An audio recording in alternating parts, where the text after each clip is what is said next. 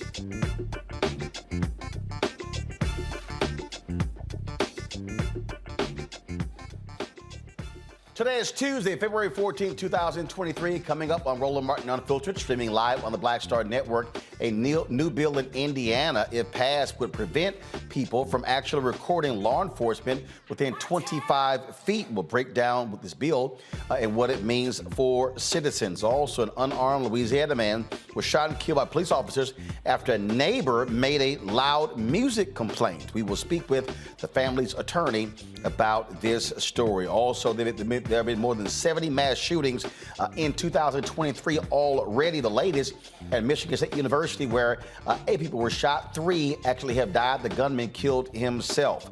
Also, in our marketplace segment, one man's solution to making home ownership reality for people in Atlanta, where he's building the nation's first black-owned micro-home community. Also, we'll tell you what is next for the president of Prairie View A&M University, Dr. Ruth Simmons, and also how the alumni there have responded to her decision to step down at the end of the month.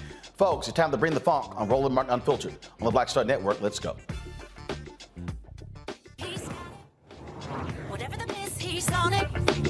Whatever it is, he's got the scoop, the fact, the find. And when it breaks, he's right on time and it's rolling. Best believe he's knowing. Putting it down from sports to news to politics. With entertainment just for kicks, he's rolling. It's on go, roll, roll, y'all. It's Roland Martin, yeah. Rolling with Roland now.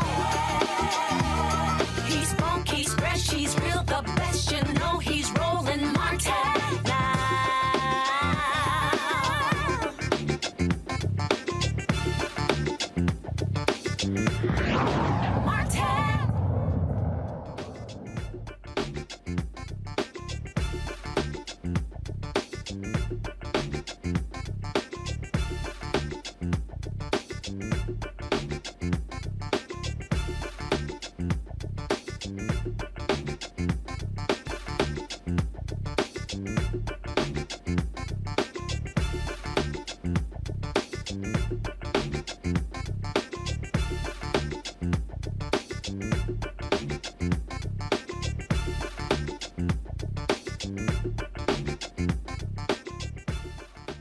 All right, folks, a loud music complaint leads to the death of an unarmed black man in Louisiana. Alonzo Bagley was shot in the chest on February 3rd by Shreveport police officer Alexander Tyler after responding to an alleged domestic disturbance call. Now, the family is suing for more than $10 million for wrongful death and violating Bagley's Fourth Amendment rights.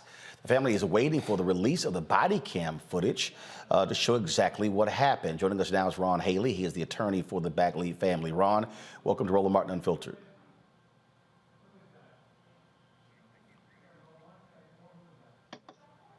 All right, folks, do we have Ron?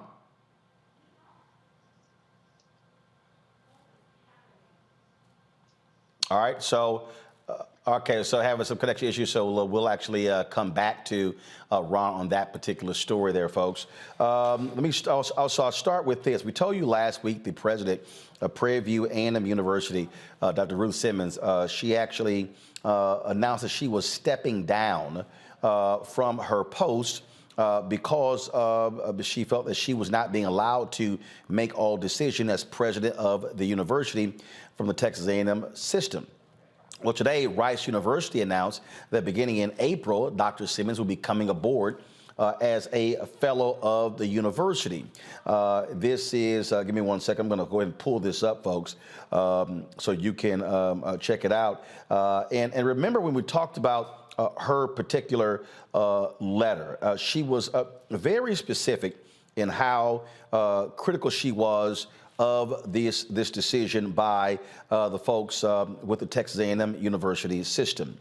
And there was, I'm going to show that statement again, so control room, be sure to get that up, because there was something that I thought was really valuable.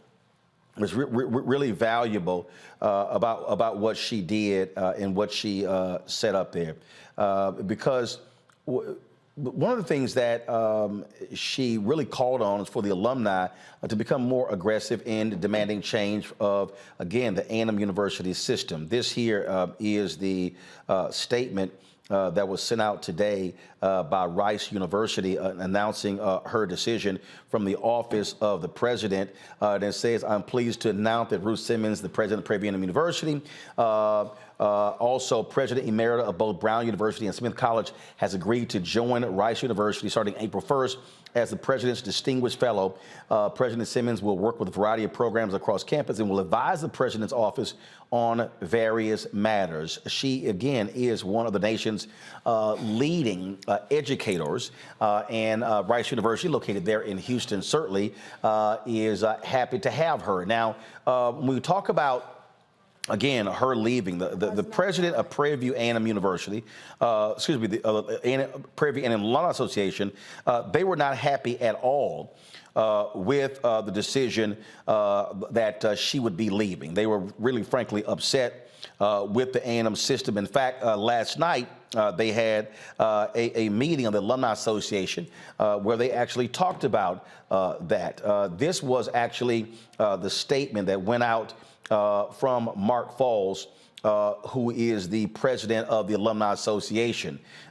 He said, while it appears her early departure may have been triggered by a dispute regarding the scope of President Simmons' power and authority during her final months in office, this is not the issue that matters most to alumni and students. We care about the treatment of our president, as well as about whether actions taken by the Texas A&M Chancellor and Board of Regents serve the best interests of our university, faculty, and student body. One of the things that they also stated is that in the history of the Texas A&M University Board of Regents, there's never been a Prairie View A&M graduate who has sat on that board of regents.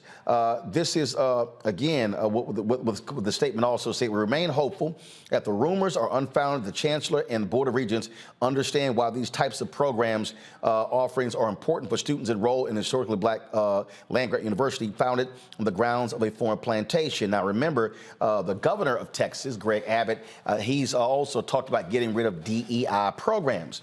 And so this is one of the things that you're seeing there as well. And they have made it clear, the alumni says they want to meet with the Board of Regents and want to meet with Chancellor John Sharp and also meet with Texas Governor Greg Abbott to actually discuss these issues. My panel is Dr. Mustafa Santiago Ali, former Senior Advisor for Environmental Justice at the EPA, Randy Bryant, Diversity and Inclusion Strategist, Speaker and Trainer, Dr. Larry Walker, Assistant Professor, University of Central Florida. And I'm going to come back after the break and we're going to talk to them about this here. And I'm going to read for you again what was in that statement, because, again, if you read it, this was a very well-crafted letter.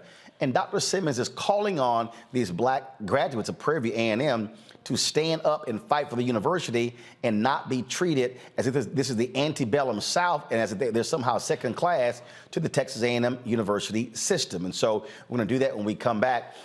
This is, again, a critically important issue when you talk about an historically black university right now where you're having these schools that are under attack by Republican governors across this country. And so when you have a Ron DeSantis doing what he's doing in Florida, what is the impact on a Florida A&M? You're talking about Texas and getting rid of DEI programs, well, and also trying to stop the teaching of black history, the African American Studies program.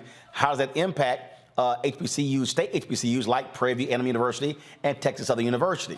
So we'll talk about that next right here. Roland Martin Unfiltered on the Black Star Network.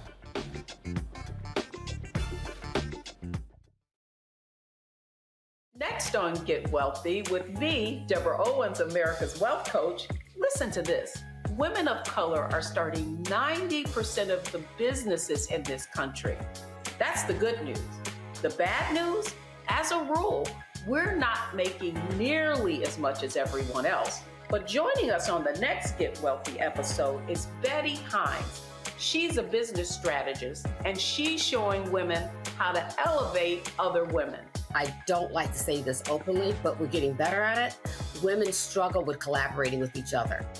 And for that reason, one of the things that I demonstrate in the sessions that I have is that you can go further together if you collaborate. That's right here on Get Wealthy, only on Black Star Network. Next on the Black Table with me, Greg Carr. An hour of living history with Dr. Richard Mariba Kelsey, thinker, builder, author, and one of the most important and impactful elders in the African American community.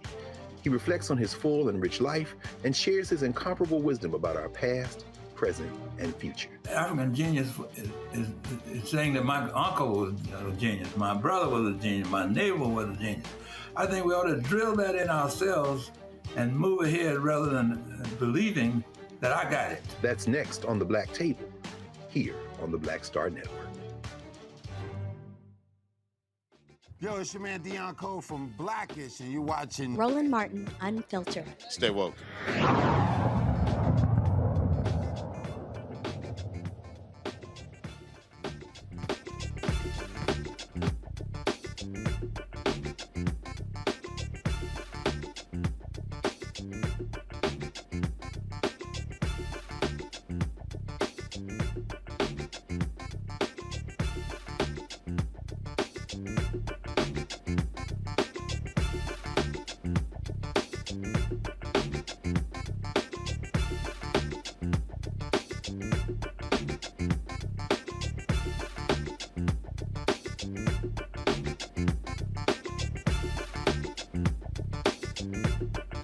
All right, folks, welcome back to Roland Martin Unfiltered. This was the resignation letter we talked about last week of Dr. Ruth Simmons at Prairie View A&M University. Come on, folks, let's pull it up. So you see what she laid out in terms of where she said she had counted on working assiduously to ensure the success of my successor by completing in full and as ably as I can my responsibilities as president. However, I was informed recently that I could only continue as president with limited presidential authority.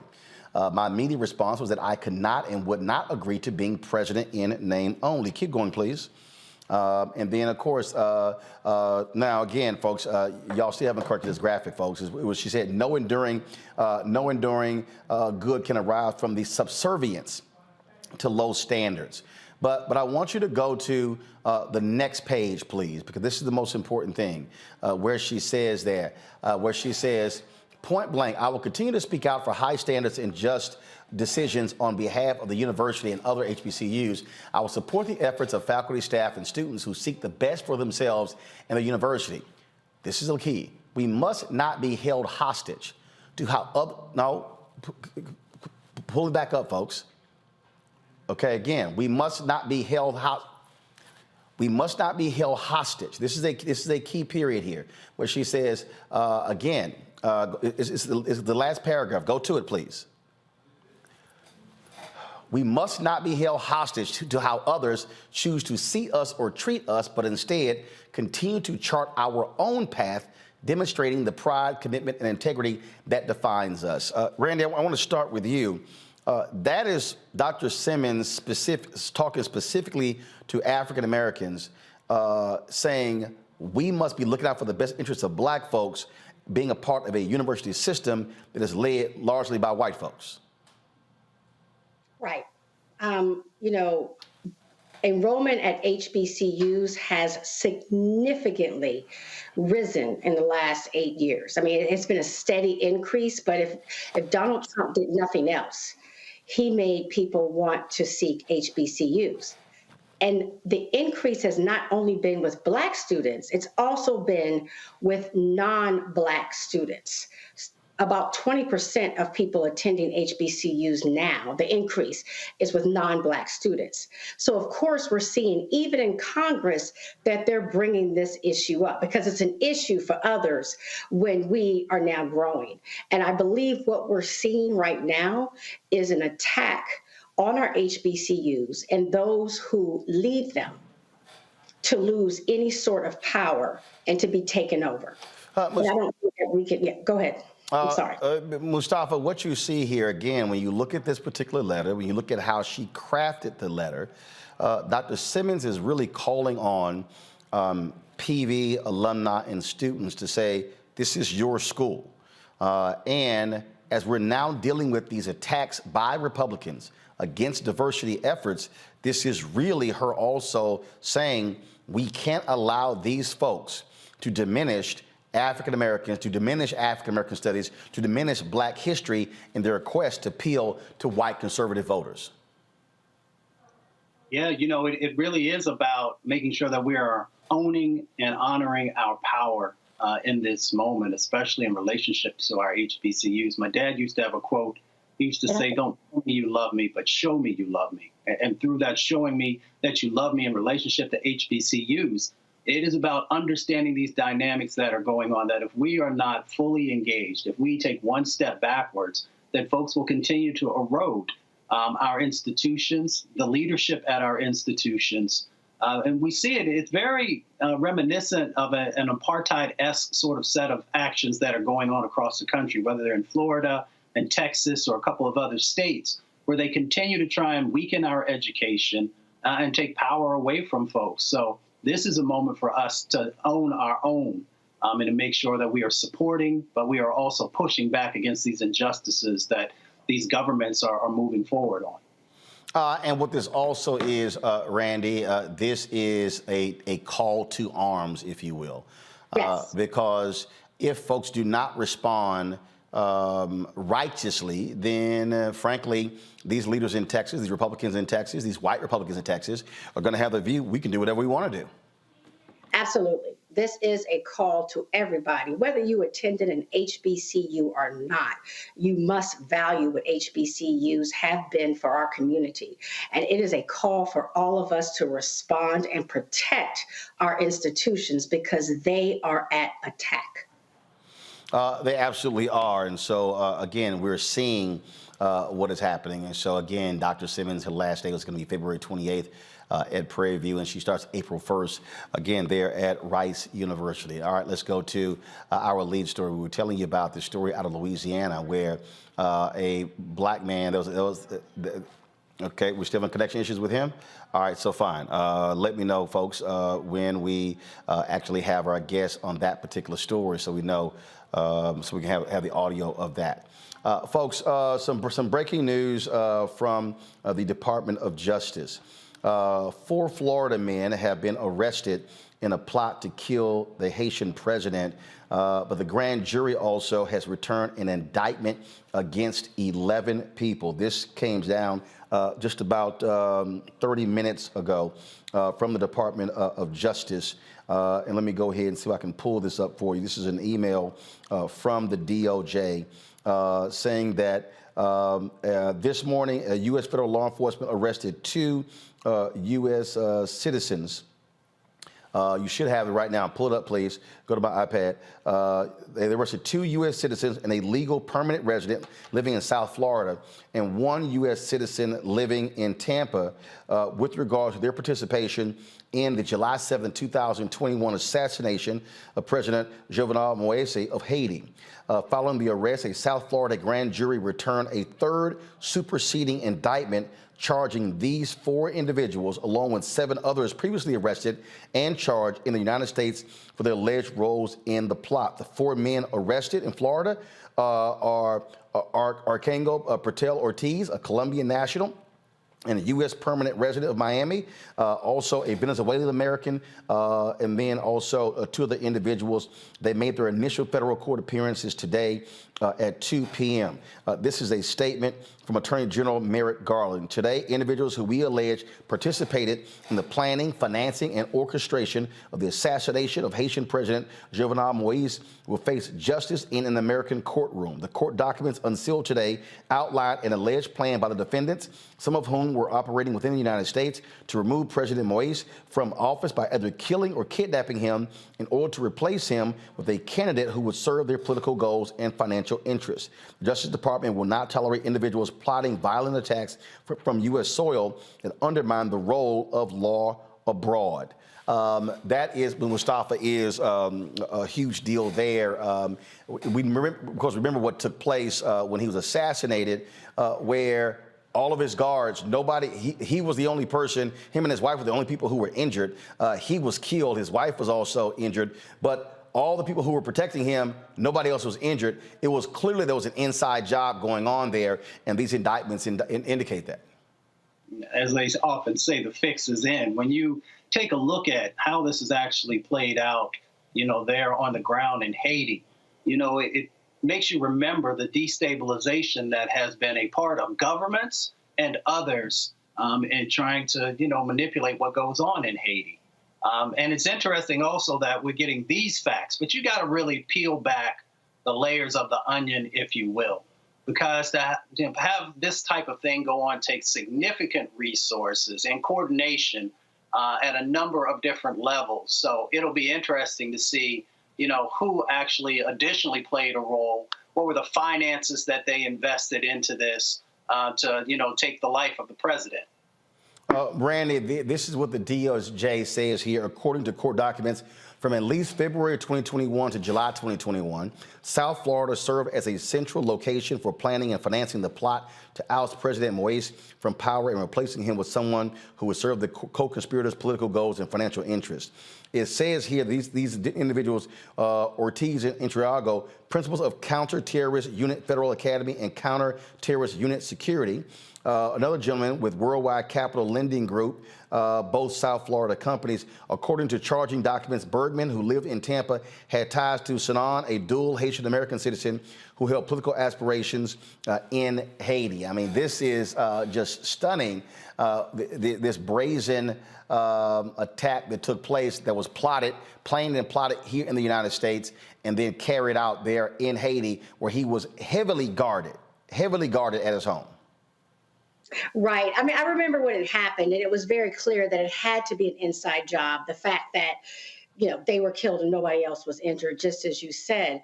But if people look at the history between Haiti and the United States, while it is shocking what happened to them, it's not actually surprising. I mean, we've always had this interesting, tense relationship with Haiti. And Haiti has been a small country that has fought for freedom in a way that I don't know if any other country has done. They are willing to go down. I mean, they hosted the first slave revolt. So this spirit has really upset a lot of people with strong ties. So we think that Haiti's nothing and it's not important and we shouldn't worry about it. But those who are aware of the history and the strength of the tenacity of Haitians do worry about it. And they recognize that they are in a better position if they control that government. And speaking of control, the DOJ says that Sanan was going to replace Moise. And in exchange, once Sanan became president, he would award lucrative contracts to CTU for infrastructure projects in Haiti, the provision of security forces, and the provision of military-type equipment to a Sanan-led Haitian government, according to the allegations. And that Vantamilla and his company Worldwide agreed to help finance the coup d'etat, extending a $175,000 line of credit to CTU and sending money to co-conspirators in Haiti to purchase ammunition. And so the DOJ lays out just in detail exactly how this coup was planned. And so again, 4 individuals today arrested in South Florida for their participation in the assassination of President Moise in July of 2021. And a federal grand jury has returned 11 indictments against 11 individuals for their role in this assassination. And so we'll have more details as they become available. All right, got to go to a break. We come back. We'll talk about this case out of Louisiana. A black man shot and killed because of a complaint about music. That's next. If you're watching on YouTube, hit the like button. Same with Facebook. Same with watching the Black Star Network app. Be sure to download our app on Apple phone, Android phone, Apple TV, Android TV, Roku, Amazon Fire TV, Xbox One, Samsung Smart TV. We'll be right back.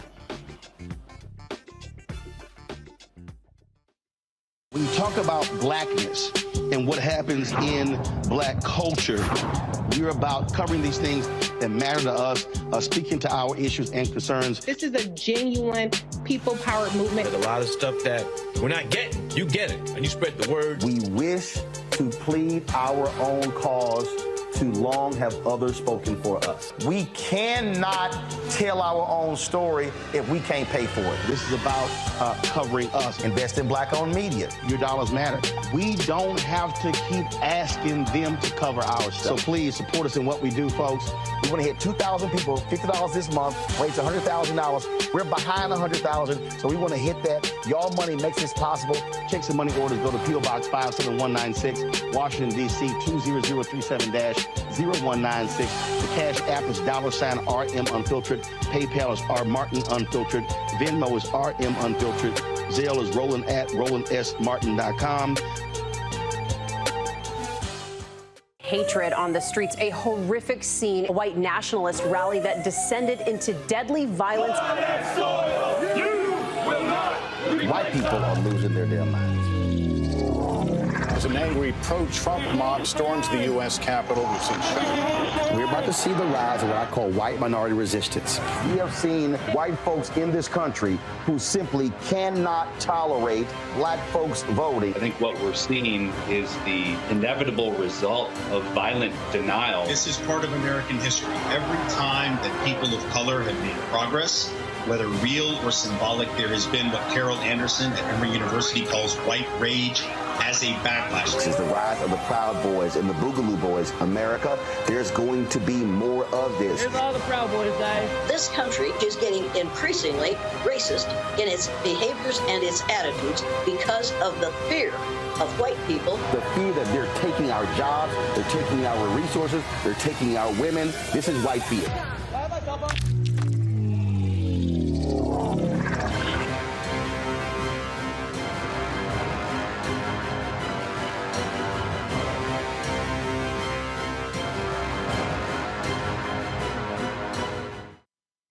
This is Judge Mathis. What's going on, everybody? It's your boy Mac Wiles, and you are watching Roland Martin Unfiltered.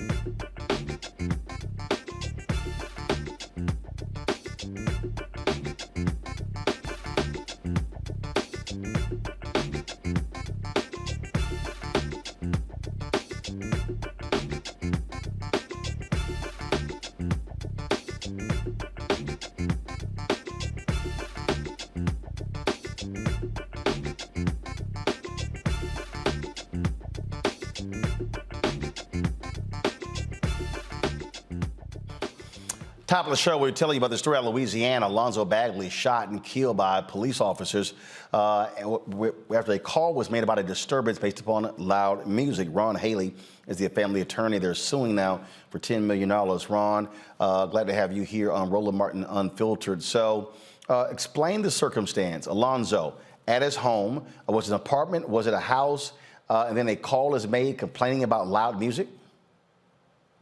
Hey, thank you for having me again, Roland. Yes, that's what happened. There was a domestic complaint for noise. It's a very small apartment complex in Shreveport, Louisiana. Officer Alexander Tyler was one of the responding officers from the Shreveport Police Department. Once Officer Tyler arrived, he tried to gain entrance into the apartment complex. Mr. Bagley's wife allowed him to come in. Mr. Bagley did not want him to come in. There was a short verbal encounter between Mr. Bagley and Officer Tyler. At that point, my client turned around, went to the bedroom. From that standpoint, he jumped from the second floor of his bedroom and went hid under the stairwell in a nearby apartment building. Both officers gave pursuit, and my client went to give himself up. My client stepped from under the stairwell, both hands in the air, and Officer Tyler shot him one time in the chest, center mass. Body cam footage has not been released. It's not been released. We anticipate that release hopefully this week. When you say your client, he had his hands up, is that based upon witness testimony? That's based upon witness testimony and information we've gathered from those who've seen the body cam footage. And so has the department offered any explanation? Is his officer, is he on administrative leave? Is he still working the streets? He's on administrative leave at this point in time. The Louisiana State Police has now taken over the investigation. And I know that probably gives the ire to a lot of people out there, given the problems Louisiana has had with the Louisiana State Police. However, Colonel Davis, who is now the superintendent of the state police, said that this is a new ballgame, that things will be handled differently. And so we have to take him at his word. This is an opportunity to show that things are now different within state police. This could be the first right step in many steps that need to be had to create trust between Black and brown people, really all citizens of the state of Louisiana and the Louisiana State Police. They have not released a police report,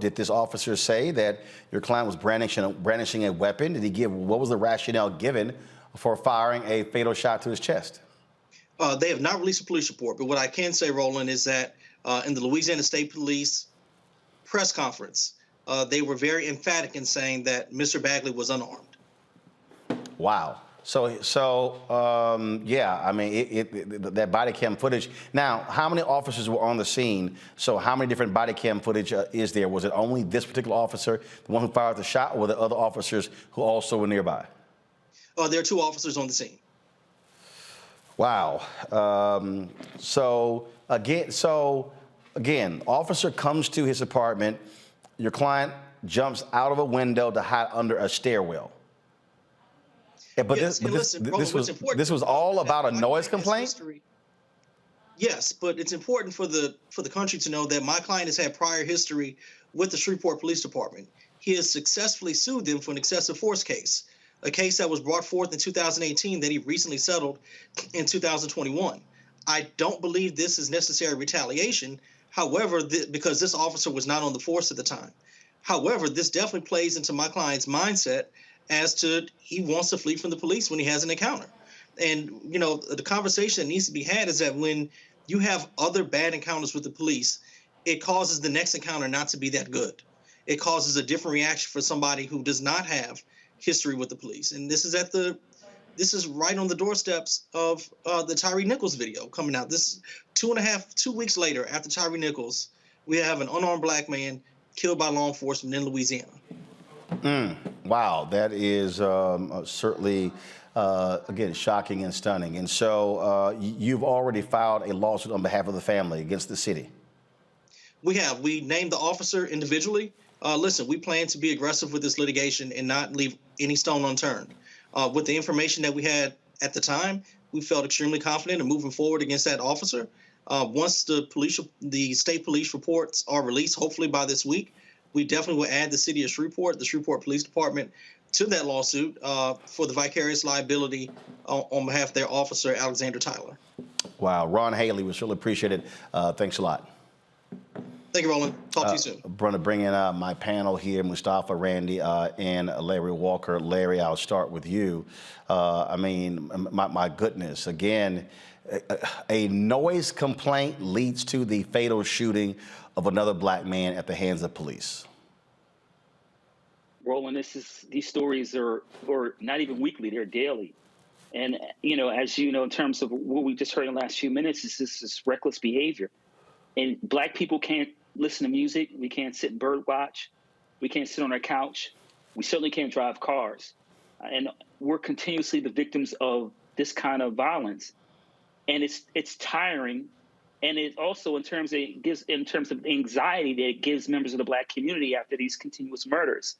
But once again, this is another reckless act and needless killing of a Black man. And Roland, we're on your show all the time talking about police reform. And this repetitive violence, but there are no outcomes. And we certainly know with Republicans holding the House, that we're certainly not getting any police reform this year. And this is why when you talk about voting is so important, because we need comprehensive police reform to ensure that Black families don't have to consistently file lawsuits, bury their family members, and then grieve for the rest of their lives. It is Again, it's just one of those things that we got to keep covering, Mustafa, keep giving attention to. We had Samuel Sengawe on earlier this year talking about how last year was the deadliest on record, police killing folks. And again, how do you go from arriving at the scene of a basic noise complaint, a minor misdemeanor, to a fatal shooting? I think you arrive there because we're seen as sacrificable people. And when folks have that mentality, it plays out in very deadly ways for our community. Last year, I think it was 1,183 people were killed by police. 25% of those were African-American brothers and sisters. And out of that is a communal trauma. So when you see folks running from police, there is a reason for that. And it is because, as was shared earlier, that we continue to be brutalized inside of our own community. So, of course, people are not just going to stay around and wait, and especially if you've already had a case against them. So you know that there are some folks who are watching you. There are some folks who may want to do you additional harm. So that's where the communal trauma comes into the equation. So as long as we are seen as sacrificable people, we have to continually fight and push against the system to make sure that the reforms are in there and that these individuals are held accountable. As was shared, the man allegedly had his hands up and someone could still shoot you in the chest and not have to, worry about what the repercussions are going to be. So there's a reason for that communal trauma. And once again, it's because we are living in these killing fields and we are seen as sacrificable people. Randy. What's upsetting are a couple of things, and this is why there is no change. One, there is no empathy. I know that we're going to see a lot of comments of people saying, why did he run? Why did he run? That question is always asked. And it's as if people, the cognitive dissonance, the decision to not try to understand Black people's plight in this country, where we see police as a threat and not as a help. That's what needs to be understood. So just because someone runs does not mean that they are dangerous. And certainly in no occasion does that mean that they should be murdered, because that's what it is. Secondly, I'm really annoyed with the police policing themselves. Unfortunately, but very, I believe, rightfully, I don't trust the Shreveport police to come back with a report that reflects that they have really looked at the case fairly. And that's the problem, that the police keeps getting to police themselves. And if also, just lastly, if you look at, I love going to the website Police Scorecard, and they look at how police have performed over the years. And you will see what's really interesting is that Shreveport, a lot of the characteristics they look at to review these police departments, they have NA, because they're not reporting how many people have complaints against the police department for falsely being arrested. But you will see that their record for how they treat people that they think are suspected of committing a crime is not stellar. And it does not matter if the crime is violent or not. So the whole department, it seems to me, needs to be reviewed, not just from this horrific incident, but all the way through and held accountable. All right, hold tight 1 second. We'll be back on Roland Martin Unfiltered right here on the Black Star Network. Be sure to support us in what we do by joining our Brina Funk fan club. Your dollars make it possible for us to travel around this country, covering the stories that matter. Checks and money orders. Go to P.O. Box 57196, Washington, D.C. 20037-0196. Cash App, $RM Unfiltered. PayPal is R Martin Unfiltered. Venmo is RM Unfiltered. Zelle, Roland at RolandSMartin.com. Roland at RolandMartinUnfiltered.com. We'll be right back. Black Star Network is here. Oh, no punch! I'm real revolutionary right now. Thank you for being the voice of Black America. All the momentum we have now, we have to keep this going. The video looks phenomenal. See, there's a difference between Black Star Network and Black-owned media and something like CNN. You can't be Black-owned media and be scared. It's time to be smart. Bring your eyeballs home. You dig?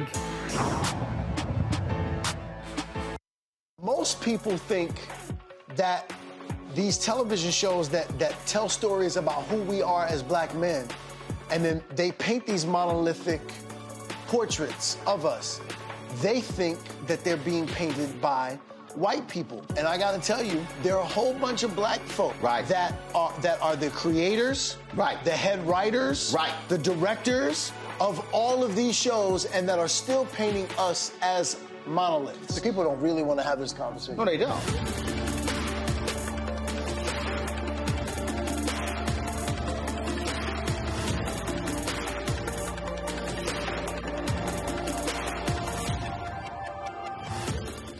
Next on the Black Table with me, Greg Carr. An hour of living history with Dr. Richard Mariba Kelsey, thinker, builder, author, and one of the most important and impactful elders in the African American community. He reflects on his full and rich life and shares his incomparable wisdom about our past, present, and future. African genius is saying that my uncle was a genius, my brother was a genius, my neighbor was a genius. I think we ought to drill that in ourselves and move ahead rather than believing that I got it. That's next on the Black Table, here on the Black Star Network. Hi, I'm Eric Nolan. I'm Shantae Moore. Hi, my name is Latoya Luckett, and you're watching Roland Martin Unfiltered.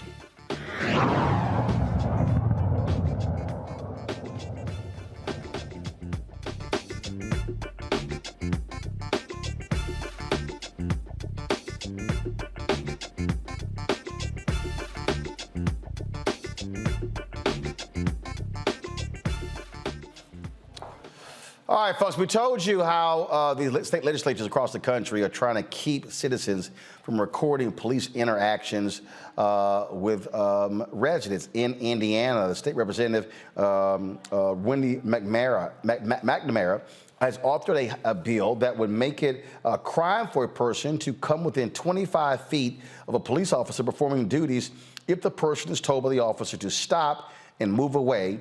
They can be charged with a Class C misdemeanor. Now, over the past several years, these videos have certainly played a huge role in convicting cops. McNamara believes the bill would prevent chaos at crime scenes and protect officers. Quote, if there's something that we can do to prevent that escalation, preventing the officer from being touched by someone who's not even involved in the situation, I hope this bill is the one to do it. Indiana already has laws preventing civilians from interfering with law enforcement, and the ACLU believes this bill is not a solution to lowering crime and will stop police accountability. Last week it passed unanimously out of the House Courts and Criminals Code Committee. Now it's going to be for a vote in the full House. The thing here, Mustafa, is we recognize what's going on. It's not like you have a rash of incidents where people are interfering with cops. In fact, in nearly all cases, they don't. This is about not wanting these cops to be held accountable, period. That's exactly what it's about. You know, you've got these racist individuals who are in political positions who understand the dynamics that are going out there. So one side, they want the money from police unions and others. So they create, you know, these archaic types of laws and bringing them forward into the 21st century. You know, the other part of it is that they don't want true accountability when it comes to our communities. Now, if it's reversed, then of course they want their just due and their rights to be protected. But when it comes to black and brown communities, they have no interest whatsoever. Hopefully there will be a huge outcry against these types of things to hold people accountable and to get better people running for office to replace these individuals who have no right holding these public offices. Well, bottom line is I doubt that's the case. Unfortunately, Larry, we see these things happening over and over and over again where these Republicans, these legislators, they'll do whatever to protect cops and not citizens. We need to call this what this is. These are anti-black policies. And obviously, this is not new. This has been happening for generations. Another thing I want to highlight, we talk about elections on your show a lot, Roland. And so what's really important here is to remember the importance of state and local elections. And this is an example of that. So we need to make sure that this representative gets voted out the next time she's up for a re-election. And this is, once again, an example of folks not seeing black people and the challenges, particularly when it comes to our interactions with law enforcement. They don't see our humanity. And so when you understand that, you understand you can't have a conversation, negotiate with these people. You have to hold them responsible by voting them out. it is not enough to shame them and, supporting this, sponsoring this legislation. We need to get rid of these folks. These anti-Black policies, particularly since the Trump administration, have accelerated. And we're kind of in the back of a period of where it's like the new Jim Crow. So we need to make sure, once again, we hold these folks responsible, understand their anti-Black policies, and make these legislators understand that we won't allow these kind of bills to pass. Randy, it boils down to they hate accountability. You would think these people would actually want more accountability. They really don't. Not if you're doing wrong, you don't want accountability. And what they're up against is Black people's ingenuity and tenacity. We have always found a way. So if traditional laws don't protect us, we will find a way to protect ourselves. And videotaping has been a powerful tool for us recently. So of course, they want to disarm us from that tool, from using that tool. Of course, it's not really surprising. Indeed. All right, folks, let's talk about this. This is out of Tennessee. A former Memphis police officer is facing up to 10 years in prison after pleading guilty to violating the civil rights of a man in his custody. Armando Bustamante admitted to hitting a man he arrested in January 2021 in the head with his service weapon and his hands without legal justification. Bustamante pled guilty to one felony count of deprivation of rights under color of law. His sentencing is scheduled for June. This is another victory, Randy, for the Department of Justice, this decision that actually came down today. Great decision. Happy to see it. I will say, not to be a skeptic, it's always interesting to me the people that they choose to hold accountable.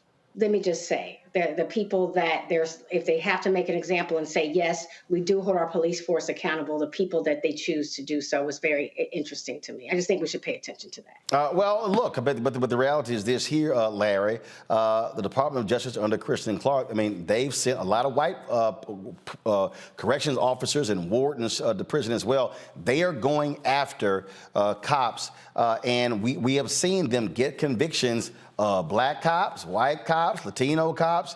And so we finally have a real civil rights division under the Department of Justice led by Kristen Clark.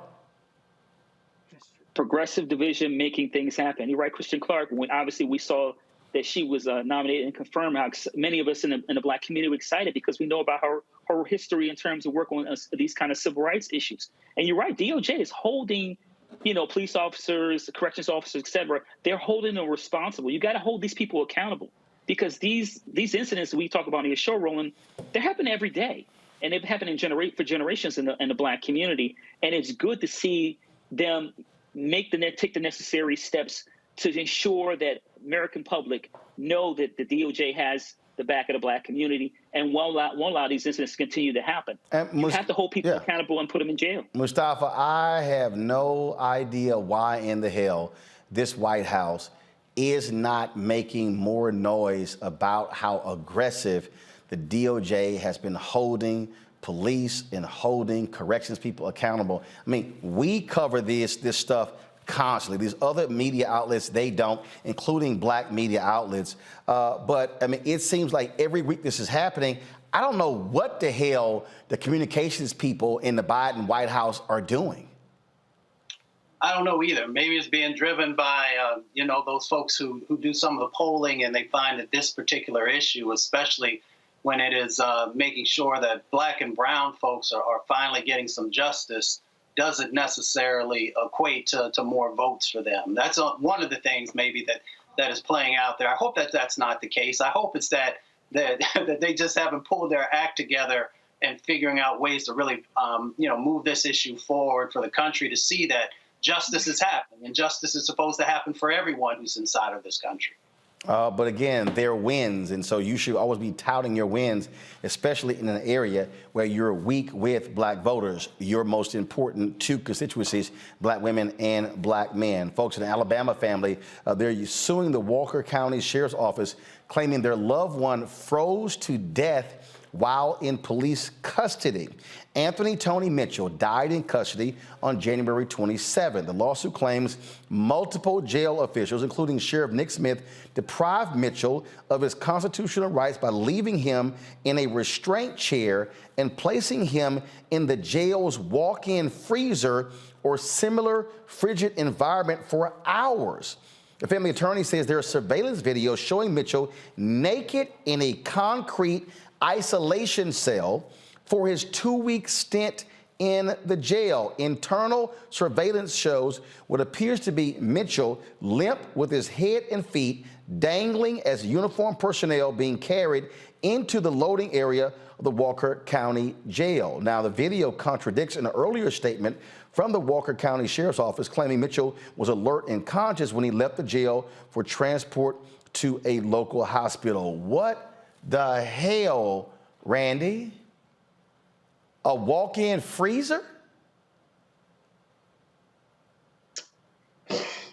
I don't know what to say when you see people act as if they have no respect for humanity.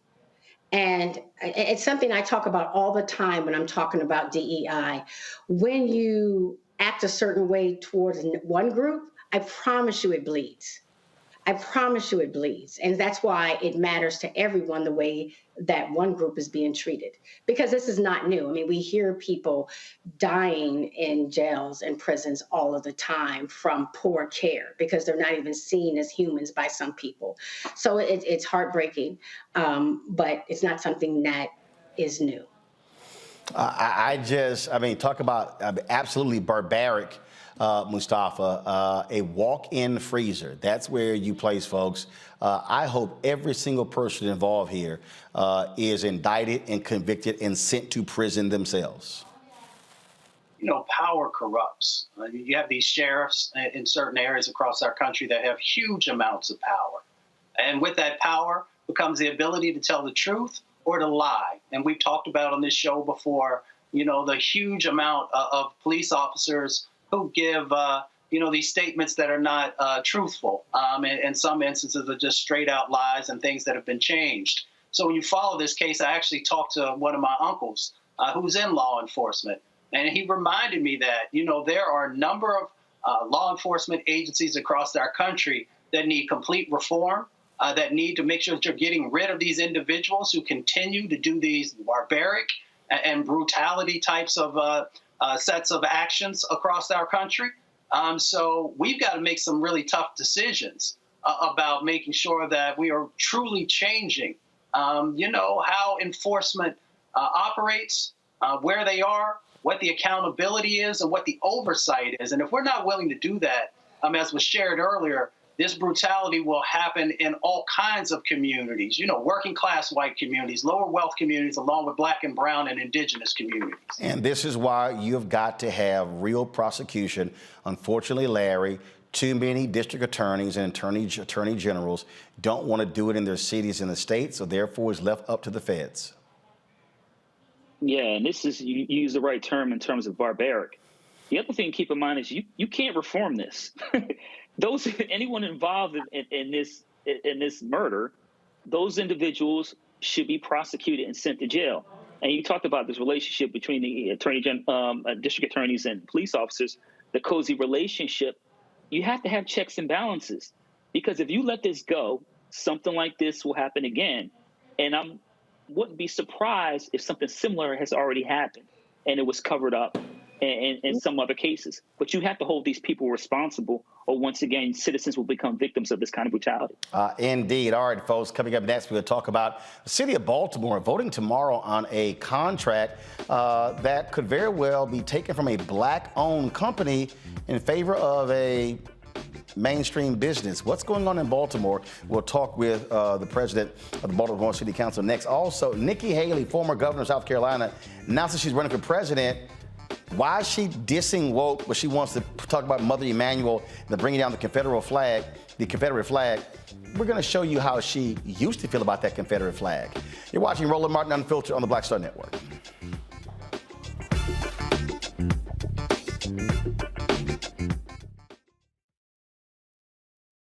Next on Get Wealthy with me, Deborah Owens, America's Wealth Coach. Listen to this. Women of color are starting 90% of the businesses in this country. That's the good news. The bad news, as a rule, we're not making nearly as much as everyone else. But joining us on the next Get Wealthy episode is Betty Hines. She's a business strategist, and she's showing women how to elevate other women. I don't like to say this openly, but we're getting better at it. Women struggle with collaborating with each other. And for that reason, one of the things that I demonstrate in the sessions that I have is that you can go further together if you collaborate. That's right here on Get Wealthy, only on Black Star Network. On a next, A Balanced Life with me, Dr. Jackie, a relationship that we have to have. We're often afraid of it and don't like to talk about it. That's right, we're talking about our relationship with money. And here's the thing, our relationship with money oftentimes determines whether we have it or not. The truth is you cannot change what you will not acknowledge. Balancing your relationship with your pocketbook. That's next on A Balanced Life with me, Dr. Jackie, here at Black Star Network. We're all impacted by the culture, whether we know it or not. From politics to music and entertainment, it's a huge part of our lives, and we're going to talk about it every day right here on The Culture with me, Faraji Muhammad, only on the Black Star Network.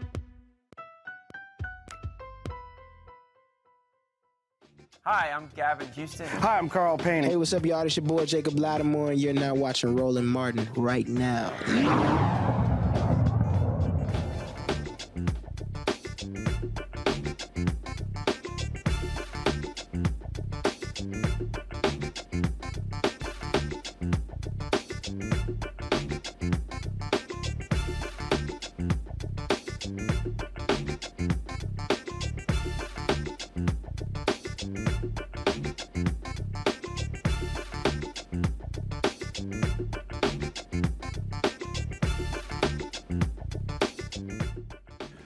All right, folks, lots of drama in Baltimore over a contract dealing with the city's conduit system. The mayor of Baltimore announced that BG&E, of course, will be getting this particular contract. The mayor, of course, is Brandon Scott. Now, the problem is it's been a black-owned company that has been involved in fixing this problem that took place in Baltimore. Now, go to my iPad, please. It says here, BG&E will have broad control over the city's underground conduit system, which houses 700 miles of utility cables.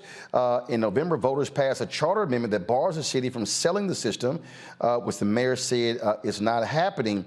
But again, what is happening here is folks are really upset with this decision by the mayor to award to BG&E, saying it hurts a black-owned company that, again, that came into Baltimore 6 years ago, fixed the system, and they hired a bunch of people, and now they're going to be screwed and losing money out to this mainstream gas and electric company. Nick Mosby is the president. He's on the board city council there. He's the president of the Baltimore City Council. He joins us right now. Nick, glad to have you here. So what the heck is going on here? I mean, you would think black mayor would be supportive of black business interest. And what you have here is the decision to give it to Baltimore Gas and Electric versus this black-owned company. Has the mayor's made this decision, but does this council vote on it? And will the vote taking place tomorrow? So no, in Baltimore for a deal like this, the Board of Estimates, it's a 5-member panel comprised of the mayor, 2 of his appointees, myself, and the comptroller. So the mayor pretty much has supermajority over that Board of Estimates vote. What folks have asked for is just for us to take a step back to really slow down this process and see from an internal perspective what's going to be beneficial not only to the current taxpayers of the city of Baltimore, but for future generations. This is a precious city-owned asset that private industry has frankly tried to purchase for quite some time now. And we're just asking the mayor to take a step back, evaluate this, and really develop a model and projections that show us what puts the city in the best foot forth in the future. So how much, first of all, how much is the contract on an annual basis? So right now it's roughly about $28 million. It's going to go up to about $34 million per year under this new agreement. But see, it's really about the way that it's being handled. So right now, private institutions, corporations pay the city to utilize the conduit system under our grounds. In this new agreement that the mayor tried to do, and we found out through the media that they were going down this path of putting this forward, that company is going to be allowed to keep their money, and they do the capital improvements on the conduit underground system. So ultimately, they have full control and oversight over what happens. Now, the voters, as you stated earlier, went out and overwhelmingly, close to 77% voted that they did not want us to sell our underground conduit system. And this is really one step closer to doing that. It's kind of like you, Roland, you're renting a house from me. I'm the owner of the house. You're paying me rent every single month, say $3,000 a month. And then you come to me and say, well, hey, I just want to keep the $3,000 and I'm going to decide how to fix up the house the way I see fit. But hey, you still own it. So it's ownership in only name in this deal that the mayor is trying to strike with this private corporation. Now, was there a black-owned company that actually has been doing the work? And my understanding, they've been receiving high marks? Yeah, so under a previous administration, similar deals were proposed. And the mayor at the time, Stephanie Rawlings-Blake, she really pushed back aggressively. And they struck a settlement. And in that settlement is the amount that we're getting from the private corporations today. But the city was real smart at the time. They went out and they got efficient, competent, a team of experts to really work on the network in a way that wasn't happening before that settlement. And in the past 6 years, there hasn't been any major issues, any complaints, any concerns. And that's part of the reason of why folks are trying to figure out what is the current rush? Like, what's the motivation to do this in the dark? And then once it comes to light, to just try to get it approved as quickly as possible without us really vetting this and ensuring that we're just not selling off. I mean, one thing where everyone knows when they fly into Baltimore, they fly into Baltimore-Washington International Thurgood Marshall Airport. There was a time where Baltimore City owned that airport. And when you look at some of our systemic issues that have plagued our city for far too long today, the disproportionate amount of disinvestment in certain communities, particularly black communities, we understand and know that if we still own that airport, the revenue stream that would present to us providing city services and staying on top of some of the deferred maintenance throughout our city. So this is why this decision right now is so important. Not for me, not even for my children, but potentially for my children's children. Okay, I've covered City Hall, I've covered county government, and so here's what I'm trying to understand. If there's a company that is actually handling handling a project, and it's been going well, and they have done an efficient job and gotten high marks for it, why would the mayor or the city or the Board of Estimates switch? I mean, to me, if somebody is doing a good job, you continue with that agency. I mean, that's what is perplexing everyone behind this deal.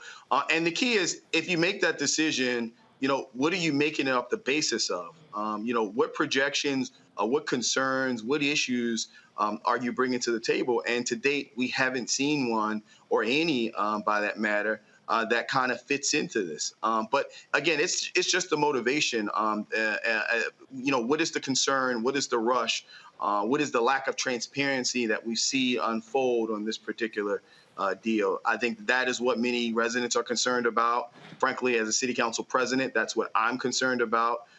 That's what many of the council members, that's what the comptroller is concerned about. And we just want the mayor to just slow this train down. We've asked for him. We've tried to defer it. They're saying that we can't defer it. We've asked for him to withdraw it. And there's been a lot of debate, and we'll continue to have a lot of discussion back and forth. But I think that this is one of those issues that are just too important for the shaping of our city, for us not to take it serious and for us not to do it in a very open and transparent and accountable way. All right, Baltimore Council President Nick Bosby. I appreciate it. Thanks a lot. Always. Thank you so much, Roland. All right, folks. Nikki Haley, Trump's ambassador to the United Nations, former governor of South Carolina, threw her name in the hat to run for the Republican nomination for president. She released this, frankly, strange 4-minute video. Y'all, got the video? Roll it. The socialist left sees an opportunity to rewrite history. China and Russia. The socialist left. Biden said in his State of the Union address how much of a capitalist he is. But y'all see the game that she's playing by saying, oh, the socialist left. Okay, keep rolling it. Russia are on the march. They all think we can be bullied, kicked around. You should know this about me. I don't put up with bullies. And when you kick back, it hurts them more if you're wearing Stop heels. right here. I'm Nick. Stop. Okay, first of all, I don't put up with bullies. You work for Donald Trump. Enough said. Keep playing. Nikki Haley, and I'm running for president. All right, y'all the longer version? Yeah. Where's the longer version? Because in the longer version, she invoked Mother Emanuel. She talked about woke, all this sort of nonsense, which is laughable coming from her because all of the BS that she's been throwing out, and so and I've been just laughing at the stuff that she's actually put out. Because, let's just be real clear. This is the same person who said she would not run against Trump. Go to my iPad, please. Hit play. Not white. I was different. So let me go back to the beginning. Here it is. The railroad tracks divided the town by race. I was the proud daughter of Indian immigrants. Not black, not white. I was different. But my mom would always say, your job is not to focus on the differences, but the similarities. And my parents reminded me and my siblings every day how blessed we were to live in America. Some look at our past as evidence that America's founding principles are bad. They say the promise of freedom is just made up. Some think our ideas are not just wrong, but racist and evil. Nothing could be further from the truth. All right, now y'all saw, come back to me now. So y'all saw how again, she slides in the 1619 Project, okay, which all these conservatives got a hard on about. And so let's listen to more Nikki's nonsense. In China, they commit genocide. In Iran, they murder their own people for challenging the government.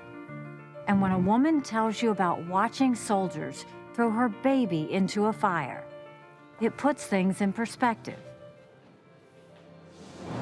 Even on our worst day, we are blessed to live in America. I was born and raised in South Carolina, so I have seen the very best of our country. People here threw out the old, tired political establishment and demanded accountability for their tax dollars.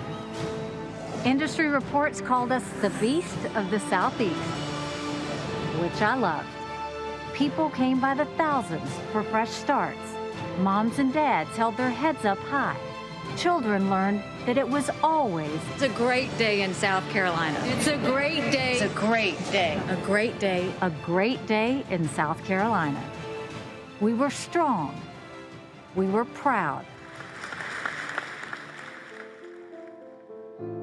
And when evil did come, police in South Carolina are looking for a gunman following a shooting at a church. Several victims. We don't know the severity. We turned away from fear, toward God, and the values that still make our country the freest and greatest in the world. We must turn in that direction again. Yeah, Republicans have lost the popular vote. I'm not going to play any more of that crap, okay? Because first of all, Nikki Haley is pure trash, and she knows it on this issue. This is the same Nikki Haley who a couple of years before defended the Confederate flag, defended Confederate monuments. The only reason that flag came down is because 9 black people paid with their lives for it to come down. And the Republicans still did not want to take it down. So ain't no way in hell I'm giving Nikki Haley any credit whatsoever for what took place. But I'm gonna do this here. I'm gonna go to a break. We come back, I'm gonna show you why Nikki Haley is a liar, how she's a liar. And then I'm gonna show you a contradiction, because y'all heard her talk about, how dissidents in China are jailed for speaking out. What about that black woman who's an activist in South Carolina who's in prison for 4 years because she was protesting? Yeah, Nikki, we got receipts, and I'm gonna have them next on Roland Martin Unfiltered on the Black Star Network.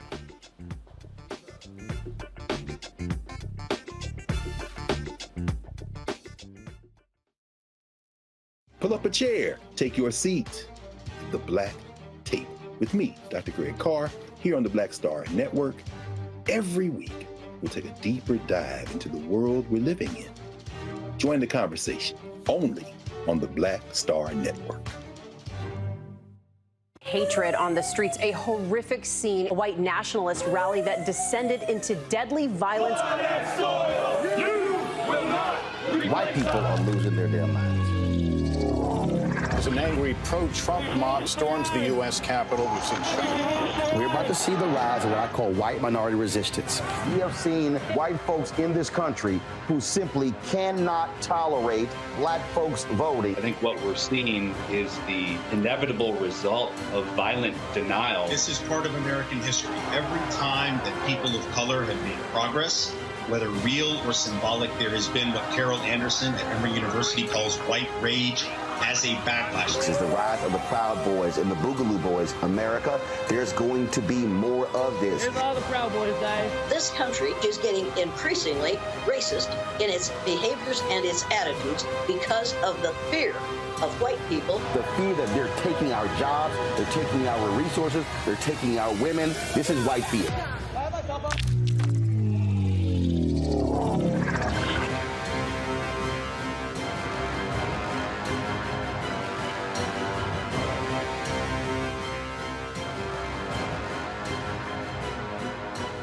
Next on the Black Table with me, Greg Carr. An hour of living history with Dr. Richard Mariba Kelsey, thinker, builder, author, and one of the most important and impactful elders in the African American community. He reflects on his full and rich life and shares his incomparable wisdom about our past, present, and future. African genius is saying that my uncle was a genius, my brother was a genius, my neighbor was a genius. I think we ought to drill that in ourselves and move ahead rather than believing that I got it. That's next on the Black Table, here on the Black Star Network. This is Judge Mathis. What's going on, everybody? It's your boy Mac Wiles, and you are watching Roland Martin Unfiltered.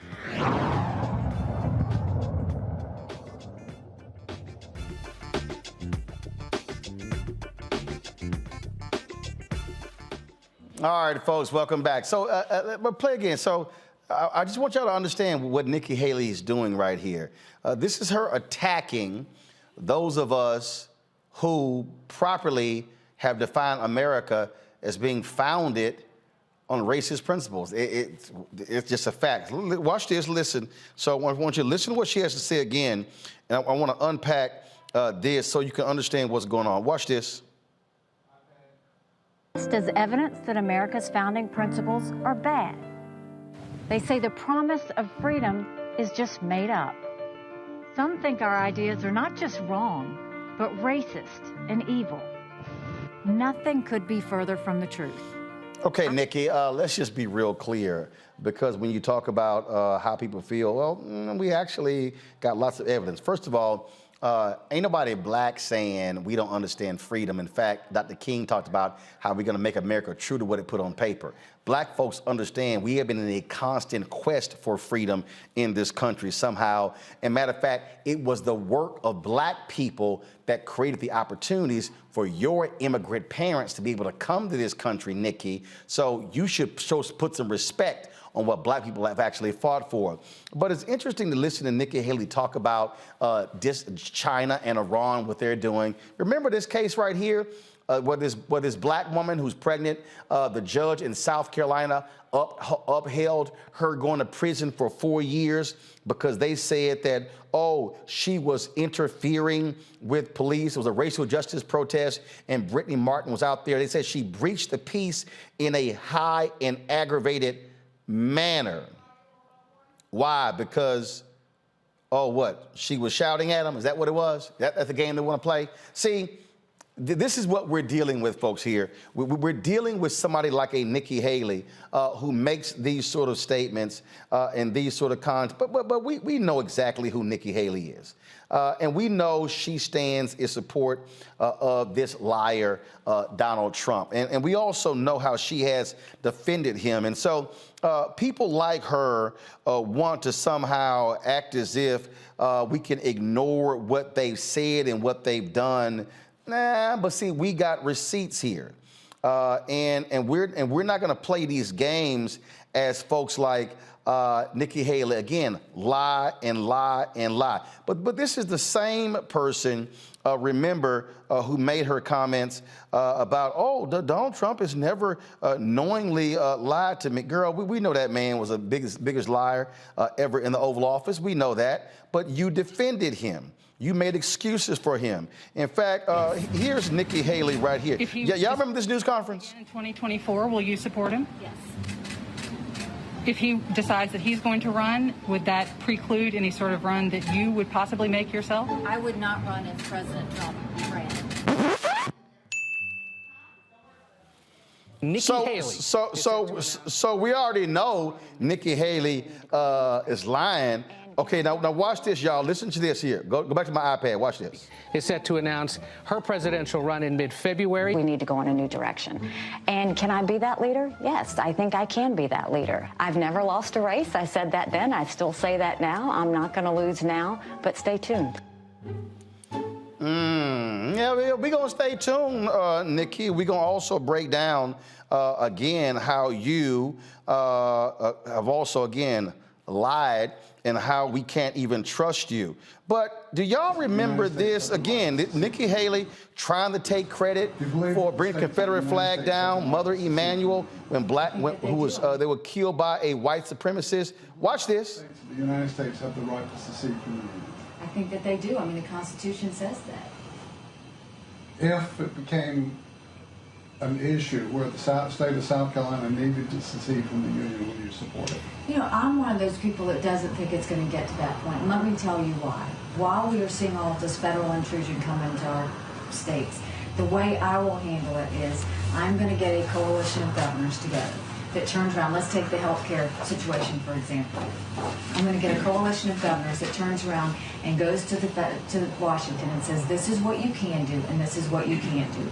We are this many governors. We represent this many people in this many states. Rather than mandating health care on us, this is what we want to do. We want to be able to provide incentives for small businesses to offer health care. We want health care savings account. This is what we need from Washington. We need you to be able to allow us to have insurance companies cross state lines so that we can get insurance from wherever company we need across whatever states we need.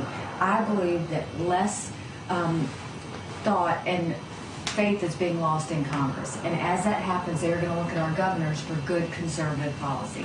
I'm not just going to say no to Washington. I'm going to make sure we have solutions as to how we can keep them out and keep the states in control. When we do that, not only will it be me as a governor, I think it will be several states as governors that go and take our states back and keep Washington out of the way. So I'm one of those that's an optimist by nature that doesn't think it's going to get to that, because I will fight as hard as I need to prove why D.C. needs to stay. I'm sorry, y'all. Do y'all know why I find it to be actually hilarious? I love it when Nikki Haley says, I need Washington staying out of the way. Do y'all know how much money from the federal government goes to South Carolina and is responsible for their budget? Nikki, you needed that federal government money in South Carolina for your budget. Let's stop sitting here playing games, Nikki Haley. And Larry, I want to go to you. This woman is a fraud. She is a fraud.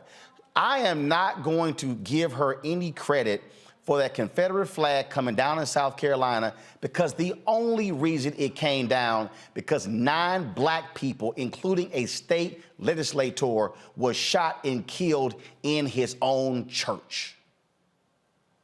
Yeah, absolutely. And let's remember, a black woman physically went up the pole, took that flag down, right? So, it's interesting. She's about as reliable as a chameleon in a zoo, because she's constantly, first of all, always shifting, from shifting from one policy issue she supports that she doesn't support it anymore. But you're right. The point you made about federal funding, I always hear some of these governors and leaders of states talk about succeeding from the United States. But when it comes to those tax dollars, it would be a whole nother conversation. It's just political talk, and it doesn't make any sense. She's never going to get the Republican nomination, and she's not even qualified to be president of the United States. She was handed the UN position by the president, even though she had former president, even though she had any experience. But she's constantly switching from topic to topic. She talked about 1619 Project, and then at the same time talked about the murders of Mother Emanuel like they aren't connected. Right. They're both related to white supremacy. And in That's fact, the key issue here. She was interviewed by the sons of the Confederate veterans, and listen, Randy Mustafa, what she actually said. Position is on the Confederate flag. I feel like it's been resolved to the best of its ability. I mean, I wasn't here when they actually went through and did the negotiations. I understand that it was brutal, but I think that they came up with the best solution we're going to hope for. What I tend to look at as the practical side of the matter is, you had it takes 2/3 of the House and 2/3 of the Senate to change that. That's not going to happen. I think right now, the Confederate flag, where it is where the legislature is comfortable with it. I think that, there was a compromise among the state on where it should be. And so it's not something I see as a priority right now. I think right now we need to be focusing on jobs and our economy and our education. For those groups that come in and say they have issues with the Confederate flag, I will work to talk to them about it. I will work and talk to them about the heritage and how this is not something that is racist. This is something that is a tradition that people feel proud of. And let them know that we want their business in this state, and that the flag where it is was a compromise of all people that everybody should accept as part of South Carolina. Oh, let's go ahead and just stop right there. There's more I want to play, Randy. But this is Nikki Haley saying, if the group's got a problem, I'm explaining to them why they need to stop having a problem with it. But also, we want y'all money to keep coming to the state. And it was a compromise of all people. No, it wasn't. Black folks didn't want that damn compromise. And Nikki Haley is straight up lying about, and then, well, I got other things I'm focused on. Yeah, you don't give a damn about racism. Randy, go ahead. I just want to go off. Nikki Haley is a person that disgusts me, because every now and then she will bring up race and diversity when it supports her, every now and then.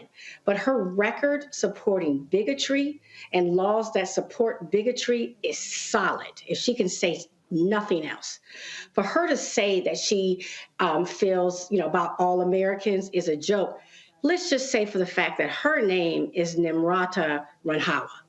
Okay, she has completely wiped out her heritage and only brings it up very slightly when it's convenient.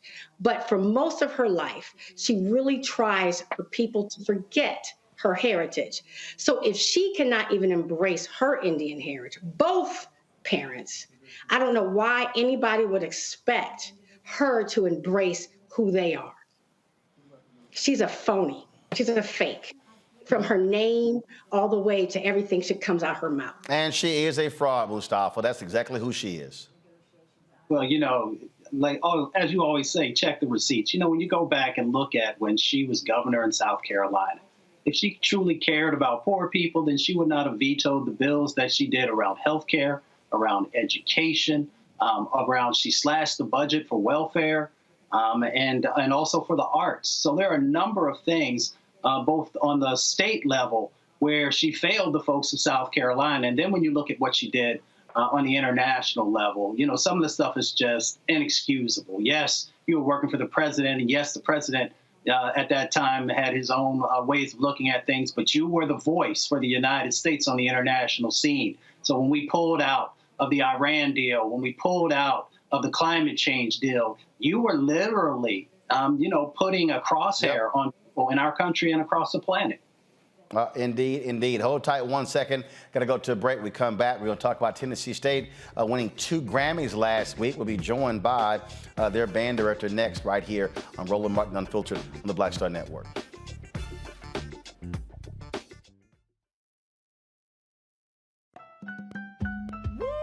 We're all impacted by the culture, whether we know it or not. From politics to music and entertainment, it's a huge part of our lives, and we're going to talk about it every day right here on The Culture with me, Faraji Muhammad, only on the Black Star Network.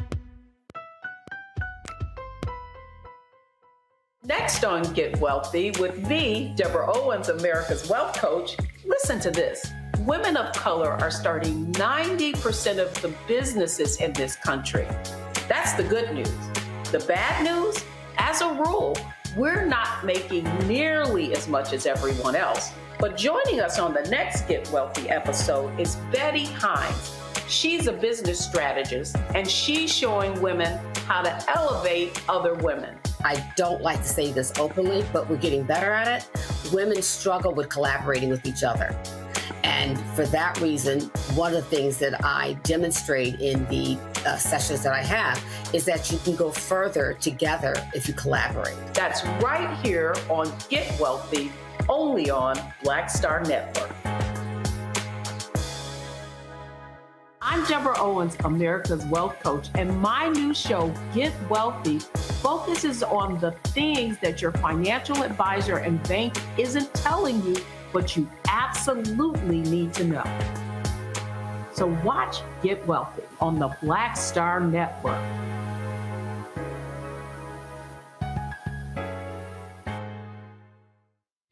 Hi, I'm BB Winans. Hey, I'm Donnie Simpson. What's up? I'm Lance Gross, and you're watching Roland Martin Unfiltered.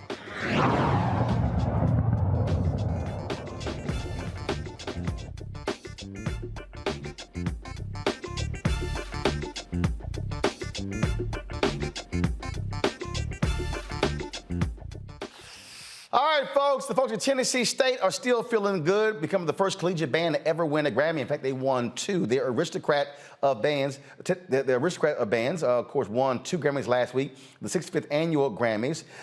And again, they scored 2 for Best Roots Gospel Album category for the Urban Hymnal, and their feature on Jay Ives, the poet who say by the door. Joining me now, Dr. Reginald McDonald, director of Tennessee State University Band and Orchestra, as well as Grammy Award-winning executive producer of the Urban Hymnal. Also, Professor Larry Jenkins, the assistant director at TSU as well. Glad to have both of you here. Also, Curtis Olawumi, the drum major and lead trumpet player on the Urban Hymnal, is there, as well as Isis Rucker of Tennessee State University, baritone player. Glad to have all of you here. So I take it you guys are still riding mighty high after what happened last week. Oh, yeah. Oh, yeah. So it's still kind of surreal in a sense.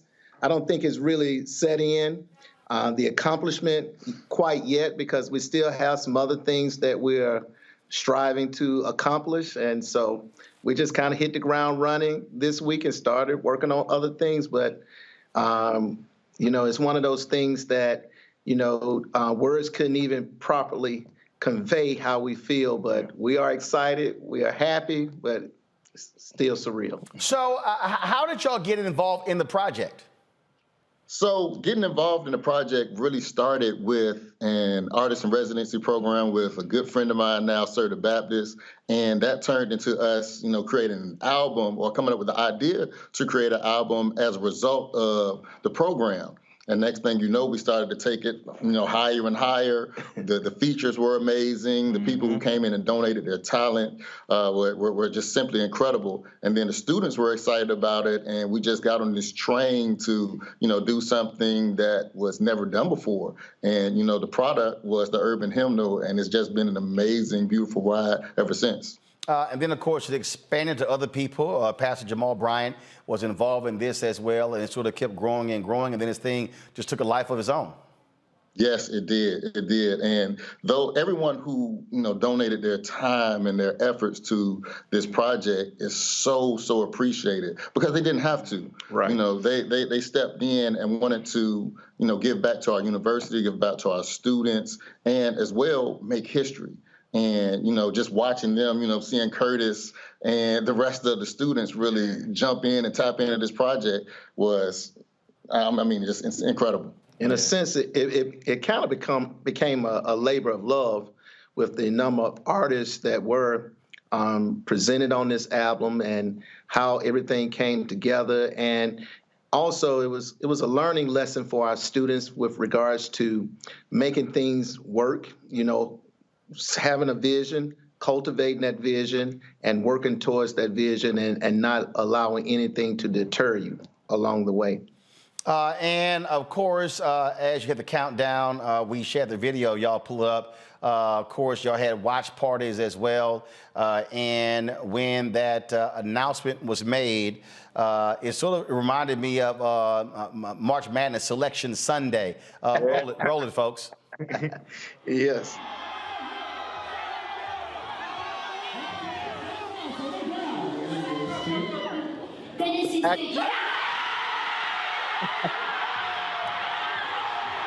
So like I said, it was sort of like March Madness when a team gets picked to make the tournament and how they responded. So it looked like the whole student body, everybody on campus was in there. It looked like that, yeah. It's pretty cool. So we was actually in California when that particular watch party was going on. Curtis was with us. Yep. Of course, you saw Professor Jenkins on stage, and I was out there. And so we was looking at the students. We were streaming the students, and we was watching everything that was going on with the Grammys, and just kind of had both things going on at the same time. Was just breathtaking. Yeah. And I take it all of you, your phones were blowing up with text messages and all kind of other stuff, right? And like my mom had called me and was like, "God, oh my God." Mind you, I'm like still catching up on the program because I'm trying to get dressed, trying to check in the hotel, trying to get settled in the room. So I'm like, what is going on? Then I get a beat on the door, probably green. Oh, we won. So just to see all the reactions, man, it just felt so like monumental, man. That's been a word. That's been my word for this whole process, monumental. So yeah, definitely a great feeling, great feeling. Well, and obviously that was the case for the first one, and then the second one. Oh man. Yes, and this is the poet who sat by the door, Jay Ivey, who he was featured on our album and really served as like a mentor for at least myself and so many others throughout this entire process. And we had the opportunity to contribute to his Grammy Award-winning album. So, we are just forever indebted to Jay Ivey for his amazing work and accomplishment, because that was historic as well, the first time that category even existed. So, we're so thankful to be a part of his Grammy Award-winning album. And, it's the same way with him being a part of ours. It's just love both ways. Questions from our panel. I'll first start with you, Larry. Yeah, so gentlemen, congratulations. I can't ask you a question without saying that my son Jacob is a sophomore at TSU. Yeah, all right. Engineering major. So now, Larry got to specify it's Tennessee State because I'm from Houston. So when folks say TSU, when they say TSU, they think Texas Southern. So we got to be specific. I'm just letting you know because I ain't trying to get the TSU Tigers out of Houston tweeting me saying what the real TSU is. But go ahead. There's only one TSU. and look, my high school is right across the street from Texas Southern, and I've done both commencements, and so I got to lean towards hometown because it's literally across the street from Jack Gates. But go ahead, Larry. Let me be clear. I'm an HBCU alum, so I know how this works. Tennessee State University in Nashville, Tennessee. So my son is a sophomore mechanical engineering major. But the question I want to pose to you guys is the bragging rights. Let's talk about that. When you have these Battle of the Bands and these other competitions, what kind of bragging rights does this give the university now? Well, I was actually thinking about our new introduction today, which we won't share until next fall. But one of the things with regards to bragging rights, we don't have to make up a name or give ourselves an accolade. Ours is history and facts. So, you know, I was going to say a couple of my colleagues special names that they call their bands, but I won't do it on national TV. But just know ours is facts. We don't have to make up any accolades at this point. Facts. Randy. Well, first, I'm just so happy for y'all. Yes! I was just, as a fellow HBCU grad, that was me then, that was me now. I'm so proud. Congratulations. It means something to the whole community. Absolutely. So I'm just so proud. Second, I have to say, look what happens when we come together, right? Like when you just got all these people working together, we create magic. Yeah. And third, what I want to ask is, was that the goal from the beginning? Did you say we're going after a Grammy? So with that, the objective was to, create the art. Mm-hmm. And we wanted to also really just put a stamp on culture. So if you look at the category that we went in, it just made sense after we created this album. And with that being said, the goal of it was to, and we can look beyond religion some with this too, and look into culture.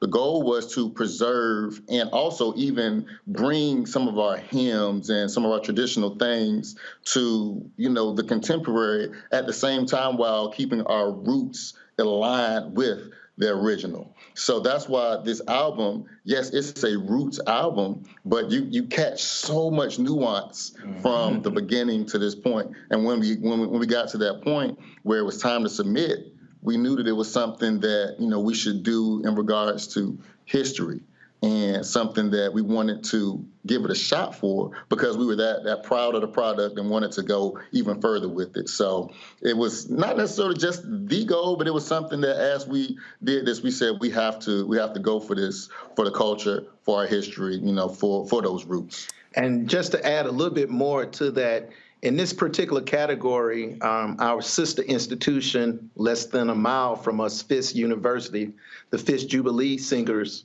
won a Grammy in this specific category last year. And for us to win one this year aligns with all of us working together, aligns with the history, aligns with the culture, keeping all of that together. I think I'm going to create a new hashtag, Historic Jefferson Street, the Grammy Mile, because we're less than a mile from each other. Mustafa, your question. Yes. Congratulations to Tennessee State University. You all are amazing. I was thinking about the win and the hashtag Black Love and how you all are spreading that through your actions. With so many programs, music programs being cut across the country, at elementary schools and middle schools, it's where I got my start playing trumpet when I was 7 years old. How would this actually be able to help to bring more of these really talented young people into the mix? What's your ideas about how we do that? I can speak from experience, just being involved within music, within the Black culture and the Black community in our Black schools and our HBCUs. It's very imperative that we keep it going because, nowadays everybody's so focused on like the wrong thing when it comes to art.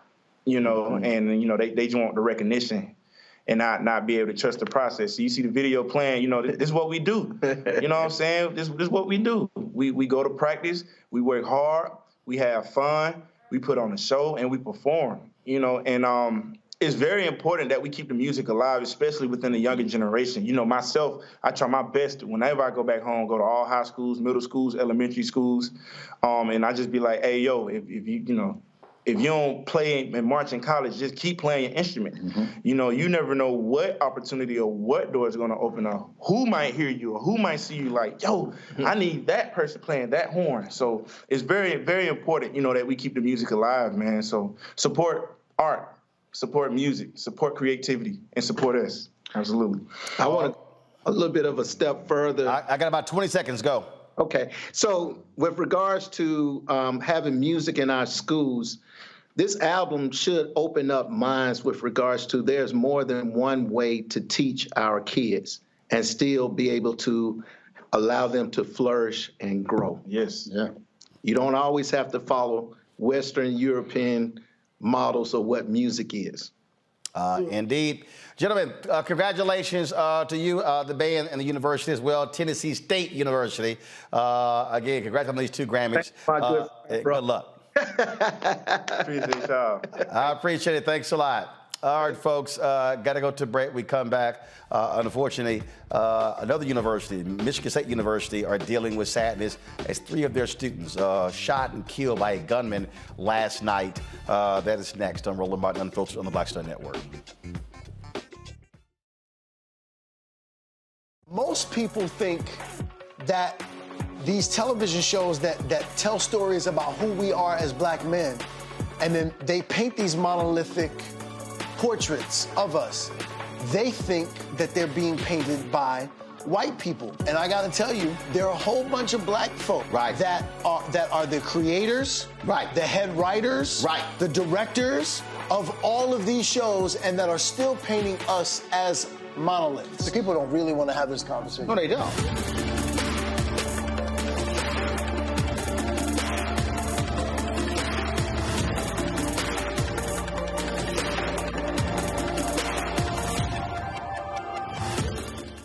Black Star Network is here. Oh, no punch! I'm real revolutionary right now.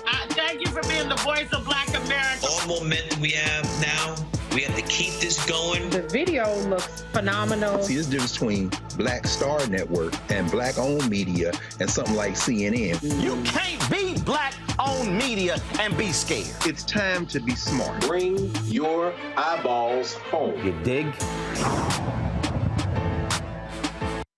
On a next, A Balanced Life with me, Dr. Jackie, a relationship that we have to have. We're often afraid of it and don't like to talk about it. That's right, we're talking about our relationship with money. And here's the thing, our relationship with money oftentimes determines whether we have it or not. The truth is you cannot change what you will not acknowledge. Balancing your relationship with your pocketbook. That's next on A Balanced Life with me, Dr. Jackie, here at Black Star Network.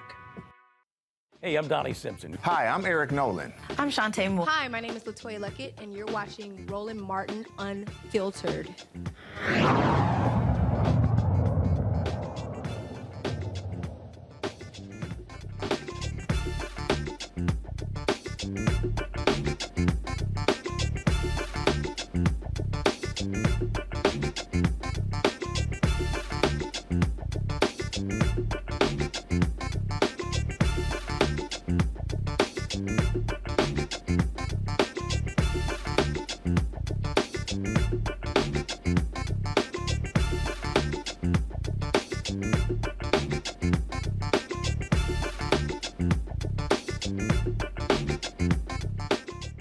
All right, folks, there have been 67 mass shootings in the United States in 2023 alone. Last night, 3 Michigan State University students died as a result when a gunman came onto the campus. No involvement, no connection to the campus, and they were killed. Those 3 students, again, just going about their lives, and now their families are preparing their funerals. It is certainly just a sad story there. You see the names right there as well of those 3 students. One of them is an African-American sister gunned down. The gunman turned the gun on himself after he was being pursued by police. And this is the first mass shooting in a college or university this year. What was even sad, there was a student who was at Michigan State who was one of the students at Sandy Hook and who talked about just how shocking it is for her to have to go through these 2 mass shootings in her lifetime. And that really is what many of our students are having to deal with these days. We could talk about Parkland, we could talk about Santa Fe, we can go on, Uvalde, we can go on and on and on, what we're dealing with in this country. Brenda Goss-Andrews, she's the president of the National Organization of Black Law Enforcement Executives. She joins us right now. And Brenda, what's interesting is you have these Republican politicians who say, oh, there are no laws that we can pass that will stop mass shootings. But we know for a fact that when assault rifles were banned, we saw a drop in mass shootings. And when that law was allowed to expire, we saw an increase. There's no denying this. Absolutely, Roland. Well, first of all, I'd like to give condolences to the students and families at Michigan State. That's where I got a graduate degree from. So I have a special place in my heart for Michigan State University. But you're absolutely right. And we just keep talking about how this needs to stop. But we just keep bringing lip service to it. And we're failing our young people. And you just said it just now, all the shootings from babies. We are killing off our next generation of leaders. We're the grown-ups in the room, but we aren't doing anything. And certainly assault weapons need to be banned. There is no useful purpose for civilians to have assault weapons. But I think the key, Roland, is, and we need to talk more about it everywhere, is that we have to vote. Voting is at the root of all of these things because these are legislators and people we put into office that are not protecting the citizens. Our young people, and this is kind of a call to action I'd like to put out there, our young people, especially those that are 17, able to register and 18 years old, that you go tomorrow and register. I think you can pull them up online. And Roland, we're going to have to depend on the young people now to do something about this because the grown-ups in the room, we just keep talking about it, but we don't do anything about it. And until we do that, we're going to see this, unfortunately, over and over again. Well, the thing that jumps out at me on this is that Republicans love to tout police departments, police unions, police endorsements, and law enforcement. But anytime we talk about gun control, they don't give a damn what cops have to say. Absolutely. We have a group of legislators that just refuse to take action. I think, the guns are just part of their DNA. And if you look at the beginning of our country, it was violent. It was violent takeovers and guns. And they always want to talk about the Second Amendment to bear arms. Certainly that's there. But it doesn't give us a right to just kill indiscriminately. They're getting this messaging confused. But then, Roland, it's a lot of money tied into the gun industry. And a lot of people that get money, for their campaigns and a lot of things. So anytime you have money at the root and the nexus, it makes it very, very difficult. Well, look, we saw a lot of these legislatures repealing, like in Texas and other places, allowing people just to carry guns now without even permits. And again, numerous police chiefs and sheriffs were saying, don't do this. And they were just like, yeah, whatever the hell. So when is law enforcement, especially these white cops, these white police chiefs and sheriffs, going to stop allowing themselves to be used as props by these Republican legislators when they only want them to, when it comes to, standing next to them. But when these same sheriffs and these police chiefs are saying, do not make it easy to carry guns, they just totally ignore them. Well, this is absurd. This is about the value of life. This is about humanity. It doesn't matter, which party you're in or the color of your skin. This is about people. This is about humanity. And this is about us losing an entire generation to gun violence. Permitless carry is ridiculous. It's like the Wild West. We might as well buy horses and ride up and down the street. And certainly we do have states, but Roland, I still go back to how we can stop this, but we have to do it at the ballot box. And we have to continue talking about voting and voting these people out that don't represent us, represent our issues, and represent our values. That is the only way we're going to be able to stop some of this. Indeed, and it just amazes me, Randy, when we keep seeing how these folks operate, and they are going to do nothing about mass shootings. They literally are not. Look, after Sandy Hook, it's abundantly clear they do not care Those kids were slaughtered, and they still did nothing. Randy? I agree with you. I told people once Sandy Hook happened and nothing was changed, I was like, we're lost. We are lost. And what's so sad is that at least when Sandy Hook happened, we pretended that something may be done.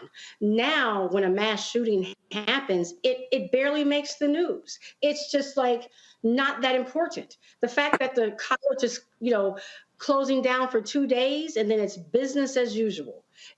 This has become, unfortunately, mass shootings have become every day or no big deal in American culture, and we ought to be ashamed. Indeed. Mustafa? We often talk about these killing fields that exist inside of our country.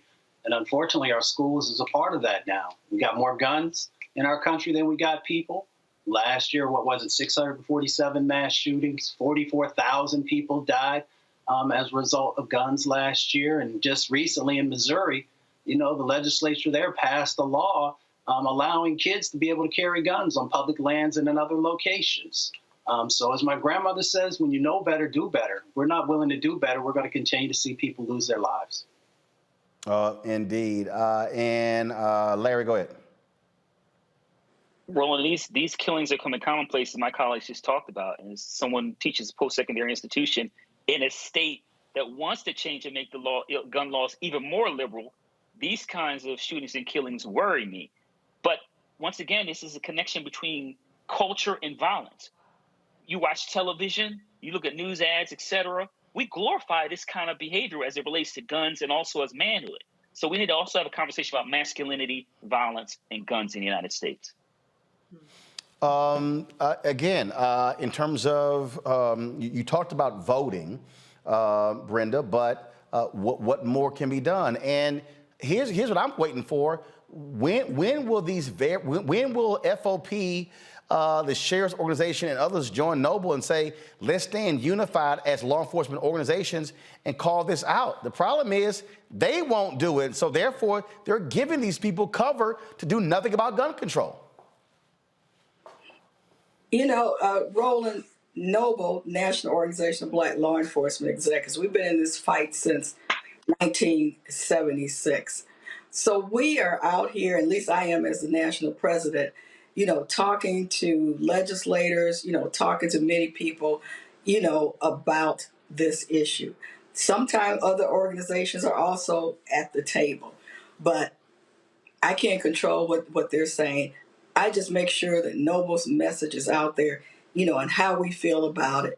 And we take it to the community. We do a lot of programs. We have a safe and secure gun storage program that we're doing with every town, because this is something that we're missing also about our young children. And these killings, these murders are happening in our urban communities where our young children are getting hold of guns in the homes. But we're not doing that kind of talk. So we, as an African-American community, we have got to talk about it on all levels. We need to talk about our black-on-black crime that's happening every day, every weekend, in our major cities, in our urban communities. So we need to talk about that as well, because that adds to the gun violence. That adds to the number of young people, especially young people of color, that are killed every day. Indeed. And look, the black-on-black crime and the white-on-white crime, too. We're going to call it what it is. Brenda Goss, we certainly appreciate it. Thanks a lot. Thank you. Thank you for having me. And again, folks, certainly prayers go out to the families of those 3 college students shot and killed last night at Michigan State University. And prayers go out to the entire Spartan family, the student body, its faculty, staff, and alumni as well. Randy, Larry, and Mustafa, I appreciate y'all joining us on today's show. Thank you so very much. Appreciate it. Folks, don't forget to support us in what we do. Download the Black Star Network app, Apple phone, Apple TV, Android TV, Roku, Amazon Fire TV, Xbox One, Samsung Smart TV. Join our Bring the Funk fan club. Your dollars make it possible for us to do what we do. Check and money orders. Go to P.O. Box 57196, Washington, D.C., 20037-0196. Cash App, $ RM Unfiltered. PayPal, R Martin Unfiltered. Venmo is RM Unfiltered. Zelle, email is roland@rolandsmartin.com, roland@rolandmartinunfiltered.com. And be sure to get a copy of my book, White Fear, How the Browning of America is Making White Folks Lose Their Minds. Available at bookstores nationwide, including Amazon, Barnes & Noble, Target, as well as you can download the copy on Audible. I'll see you tomorrow right here on Roland Martin Unfiltered. Holla!